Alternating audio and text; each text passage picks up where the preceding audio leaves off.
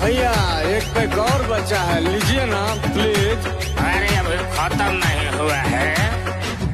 एक दो घूट से का होई बाटे चाह